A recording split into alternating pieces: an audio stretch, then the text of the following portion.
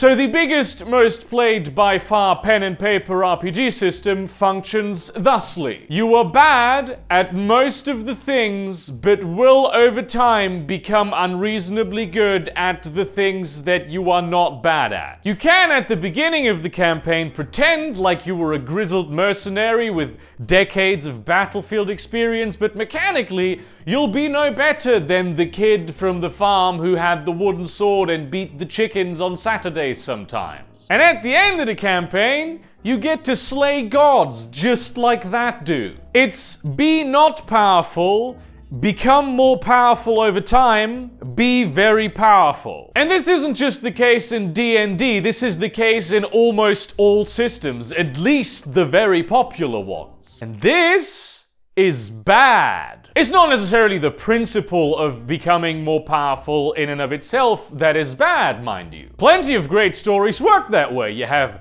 characters that go from rags to riches. They master their powerful abilities to fulfill their epic quest. Great heroes like Luke Skywalker and Paul Atreides have taken this path, and a lot of hero groups as well. It's not uncommon. It's great for one particular kind of story. And that is also why it's bad, because it turns out there is actually more than one particular kind of story that you can have. Surprising, I know, but I read it on a tweet by a guy with an anime avatar, so it has to be true. Consider this, right? Most RPG campaigns play out more like television serials or procedural drama type things, not like epic cinematic narratives. This is kind of inherent to the way that RPGs work because a nice and slick good hero's journey Campbellian narrative requires a lot of planning and precision. Here's the thing.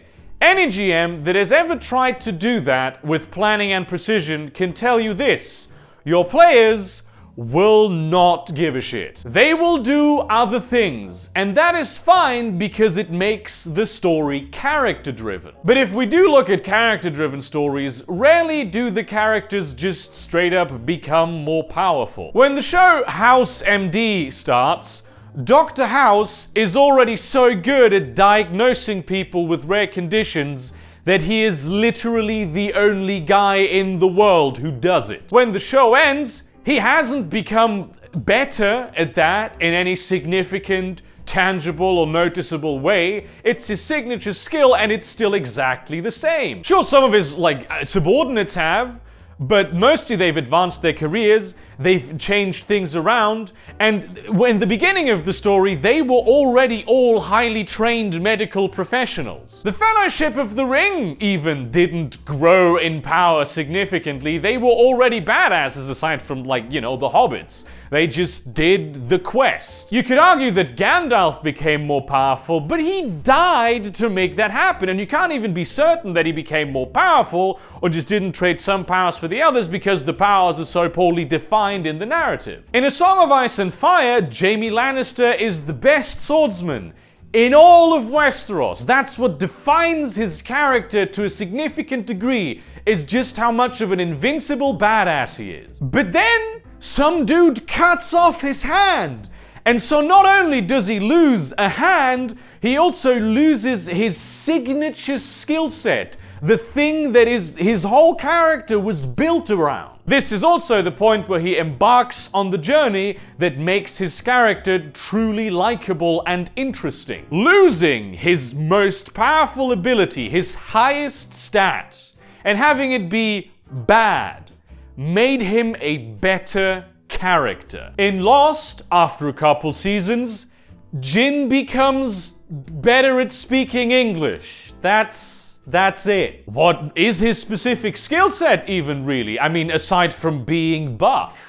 Jack is a surgeon, Sawyer is good at manipulating people, Saeed is good at asking questions. Just because he doesn't have any signature skills doesn't mean Jin is inferior to any of these characters. He is defined by his honor and his jealousy, which is, the thing that defines the character traits. The same is true for all the others also. Jack is defined by his messiah complex leadership and desire to engage in self-sacrifice. Sawyer is defined by his bitterness and his devil-may-care attitude, and Saeed is defined by his pragmatism and feelings of guilt. I mean, Jesus, in that show, Hurley is defined by his signature ability, which is also a character trait, being nice, which is a very powerful ability, but try finding that on your character sheet outside of the just fill whatever things you want in here section. All these characters, over the course of their narratives, change. Some do become more powerful, but mostly as emotional beings. They have character development. And this character development is not defined or tied to numbers and ability scores increasing. They gain things, they lose things, they are tested, and they test others. Some of them don't really grow much at all, or always revert to the state that they were pre-growth, because their lack of growth makes them more interesting. But in most RPG systems, this kind of character development is just an afterthought, where you have maybe a small block in the character sheet that isn't really structured much at all, where you can fill in whatever you want, and it's just assumed that this is a thing that you will kind of do. While really it should be nay the core component of any character. This is of course very complicated because a raw increase in mechanical power is satisfying to the players as a reward, and it's very difficult to quantify personality development, especially considering that sometimes the negative traits that you would try to get rid of over the course of personality development in order to make your character more powerful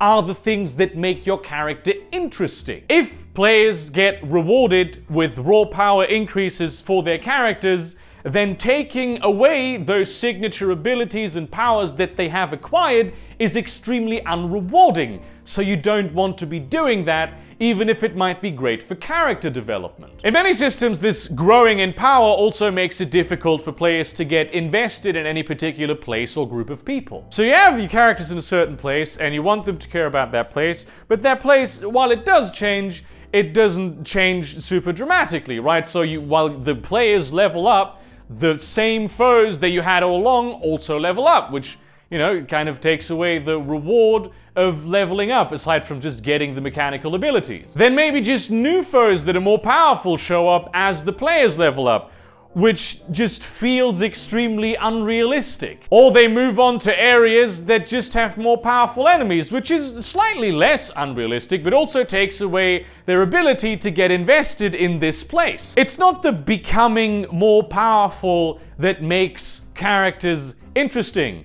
It's the changes that occur in them over time. And frankly, with all these games just being built with raw power increase as the core of their reward system, as the only thing that really matters in their reward system, all the other stuff falls to the wayside. You need to operate outside of the rules of what the game is focused on in order to achieve these things which are more interesting. At which point you might as well just play something else, because the system isn't designed for that kind of campaign, which is most of the campaigns that happen within the system. So people will try to play this way very often within this system, sometimes in spite of the rules. And having a different rule set that has a bigger focus on actual characters and character development would improve play for them. There is definitely a subset of players which plays these games to have certain character builds and advance their characters, build powerful characters,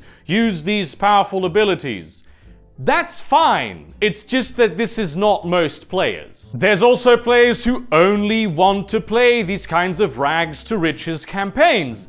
And that is also fine. It's just not most players. Personally, when I have a character, I want them to be competent and good at things. I don't want to have to wait to be good at certain things that I find define my character just because the rule set says I have to wait for these things. My character being good at things is not the kind of rewards that I am looking for. I want good stories, I want personal character development, and I want cool hero moments. And sure, the rulebook can say, oh yeah, but level 1 characters, they're actually already kind of badass, at least they can be.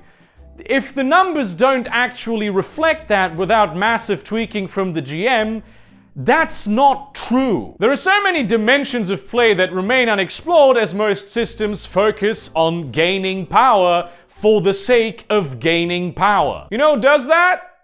Villains. And shit villains too, not even the good ones. Though I suppose this does play very well into the murder hobo trope, innit? Don't get me wrong, I don't have a problem with characters getting better at things as the story goes on. If you spend a lot of time in the wilds, you're gonna get better at doing survival. If you do like a couple months of welding starships, you're gonna be better at welding starships. A gentle upward slope, starting from a reasonably high point and not ending at a point where you are essentially a god. That's the kind of character progression mechanically that I want. Most people understand that it's the world and the characters and the high stakes and all that that'll get you invested in the actual game, not just having the big numbers. Yet the games that we play are not focused around those things, but around the big numbers. I mean, just consider the fact that very often at the end of a game session, the players will care more about the rewards that they're getting than the things that just happened to their characters. They have been conditioned by this ever-repeating gameplay loop not to have interesting character development, but to just get more stuff. And again, obviously this doesn't happen every single time across the board. All I'm saying is, maybe the over-focus on these mechanical rewards pulls a lot of attention away from the things that actually should matter to get players invested. But who are we kidding? After decades and decades of role-playing games being designed this way, there's a lot of players who come to the table not because they want to roleplay, but because they want to have a character that grows more powerful and has a certain fixed personality that never actually changes. And this makes sense considering that RPGs come out of wargaming, where the mechanical aspects are the most important thing and not the character development. It's fine if you want to play that way, it's just that I don't. And I think we should stop pretending like it's about the characters, when actually, when it comes down to it, and we look at the words written on the page, it really is not. Plain character progression is just not interesting. Thank you for watching this rant, really. Like, comment, subscribe, do engage in flame wars, please, down there in the comments, because it really does drive this video up in the algorithm. Share this to your relevant communities, but do not spam them. And in that spirit, potentially consider supporting me on Patreon or Subscribestar, buying some of the merchandise that I have, or maybe the short story collection that I also have. And in that spirit, obviously, this is the thing that I always say, there is really no wrong way to play RPGs, so long as you're having fun. However, you are playing them wrong. And see you around, cunts.